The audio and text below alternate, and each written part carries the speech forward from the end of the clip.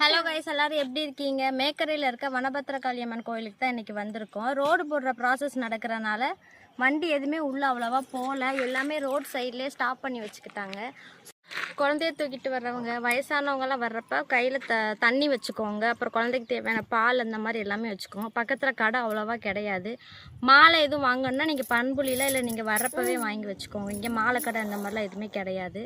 மெயினாக கையில் தண்ணி வச்சுக்கோங்க. அப்புறம் இப்போ டைமிங் பார்த்தீங்கன்னா காலையில் உங்களுக்கு வந்து 8 to 5 தான். அதுக்கப்புறம் பூஜை எதுவுமே பண்ண மாட்டாங்க. 5 மணியோட க்ளோஸ் பண்ணிடுவாங்க. மதியம் பார்த்திங்கன்னா ஒரு 2 மணி நேரம் உங்களுக்கு வந்து பிரேக் விட்ருப்பாங்க. அந்த டைமில் பூஜை பண்ண மாட்டாங்க. 3 மணிக்கு ஸ்டார்ட் பண்ணுவாங்க. வெயிட் பண்ணு